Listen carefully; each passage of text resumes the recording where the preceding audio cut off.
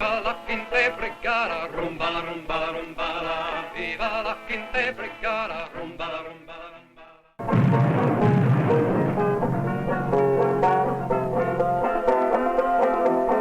Viva la quinta brigada, viva la quinta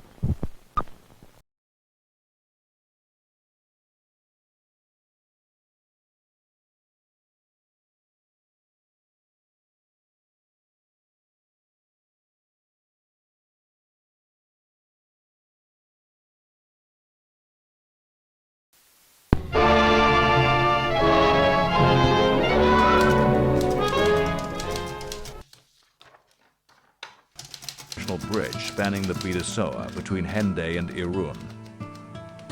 There seemed to be at least one genuinely neutral spot, the center of the international bridge, and there we stopped the car.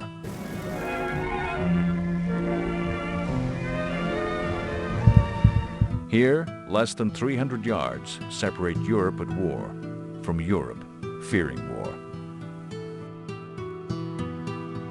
Many of those outside the country who involve themselves in its struggle may not always appreciate the role of local rivalries.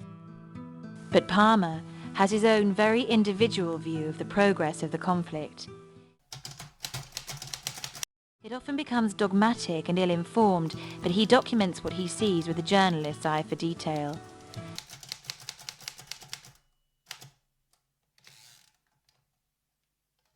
Despite the conclusions drawn by partisan observers like him, the war will remain stubbornly Spanish. It is not as grand, and yet at the same time more intense in the big picture they paint.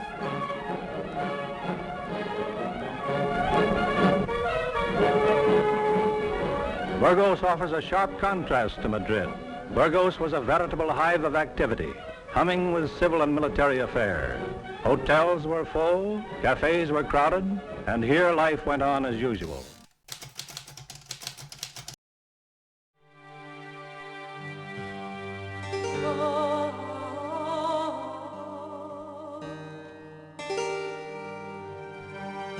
He will see what has become of his previous home and neighbours.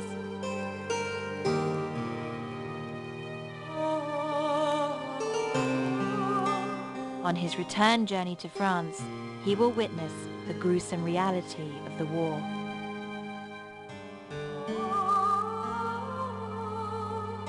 The winner of the conflict on which he has trained his lens is still in doubt. He senses things going Franco's way. No matter what, not for one moment does he have any doubt about the just nature of the nationalist insurrection.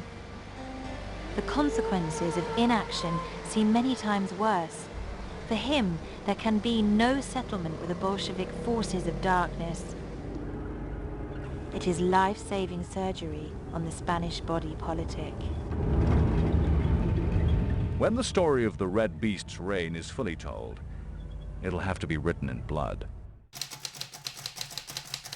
The blue waters of the Bay of Biscay lies San Sebastian, famous Spanish summer resort. Captured from the Reds early in the war, this city long ago resumed its normal life. The beach is gay with children, while well-dressed, well-fed crowds stroll along the promenade in security.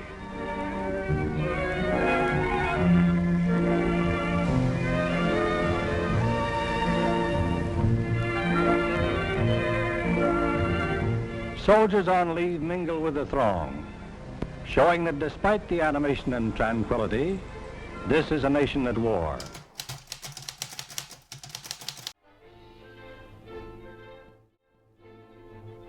His uniform displayed no panoply of gilt and medals. He wore no epaulets. only the crimson sash of his high office. Listening to Franco speak in his quiet, unimpassioned voice of the future of the Iberian Peninsula, of the part the nationalist forces must play in restoring Spain to political sanity and economic health, I realized that here indeed was a man whom fame had sought. Franco had not thrust himself into prominence by an irrational march on the capital, a spectacular putsch to power, or wild oratory. His whole life testified this.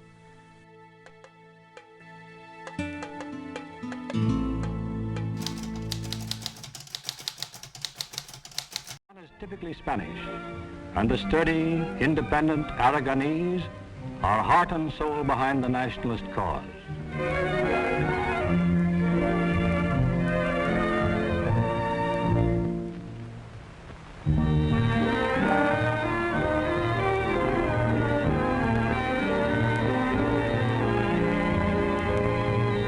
It will be a while before Palmer comes face to face with the gritty reality of a country at war with itself.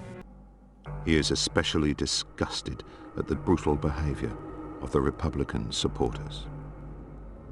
Instead of using this period to introduce the utopia promised their poor blind followers, they embarked on a career of destruction and murder which reduced practically all the better-class Spanish homes in Malaga to ashes, cost the lives of 8,000 people in the province, and created some 12,000 orphans. No revenge can atone for the desecration of his former home and the butchering of people he knew so well.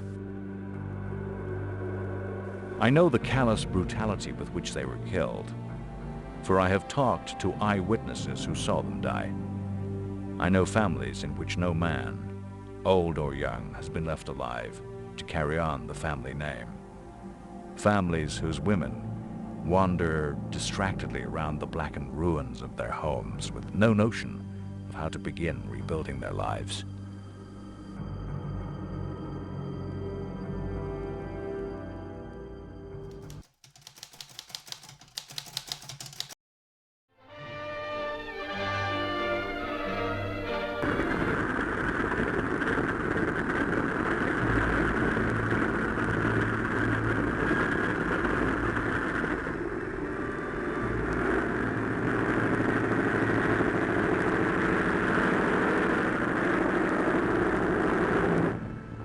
All of the following scenes were photographed from a combat plane over enemy territory.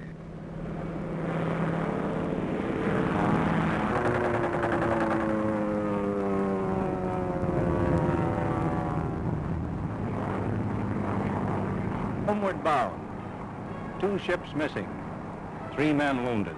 These Saviola and Junkers planes can be used to attack with pinpoint accuracy. The target does not always have to be military.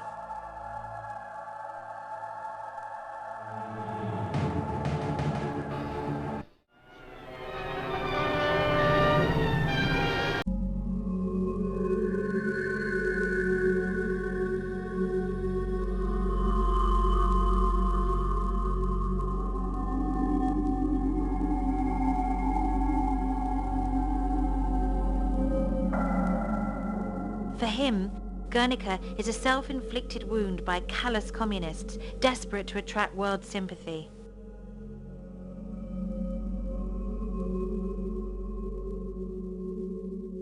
It was obvious that this was not the work of aerial warfare.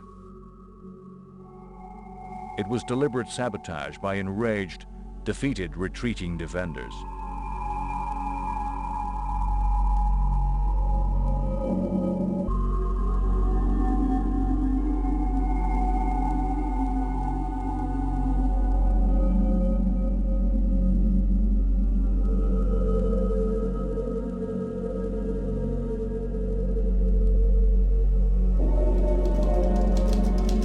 Because the debris from the fight litters the road, Russell Palmer and his crew are not able to make further progress into Bilbao. They leave the Cadillac on a nearby hill and proceed on foot into the fallen city to film the demise of an important government stronghold.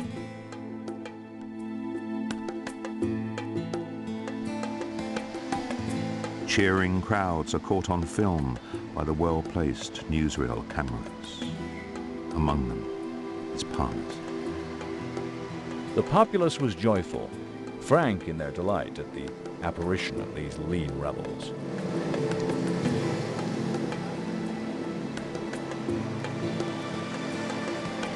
We strode up Bilbao's Gran Via among the first non-loyalists to enter the belabored city.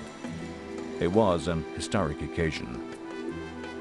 And in the excitement of the moment, we disregarded utterly the possibility that vengeful snipers lurking on housetops might take potshots at us.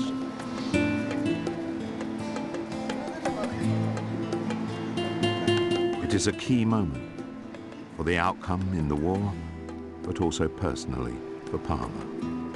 He is now to become part of a liberation. We weren't conquerors, we were friends. Men cheered and fought to get closer to us. Women laughed hysterically and tossed kisses our way. Arribas and vivas deafened us.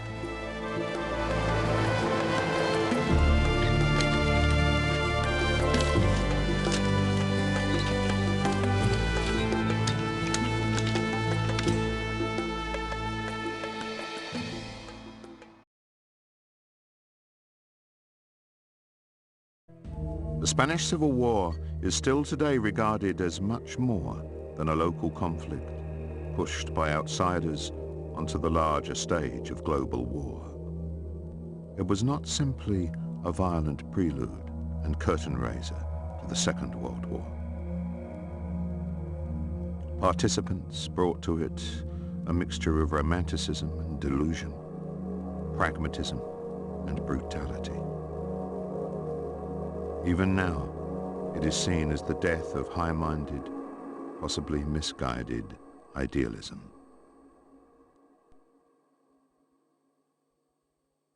And beachhead, should the East and West ideologies come to a military showdown. So the democracies weigh carefully their relations with Franco's Spain, aware that it cannot be ignored in Western defense plans. When Franco died, there was a tacit agreement between the left and right in Spain, not to examine the past critically. What is gone is gone. With the marking of the 70th anniversary of the bombing of Guernica, things seem to be changing. Many Spaniards feel there can be no closure to the troubled transition back to democracy without a more balanced reassessment of their recent history. Because of its special nature with its implications for the future conflict, the Spanish Civil War will always be more than a distant historical episode. Beyond the most basic level of brutal civil strife.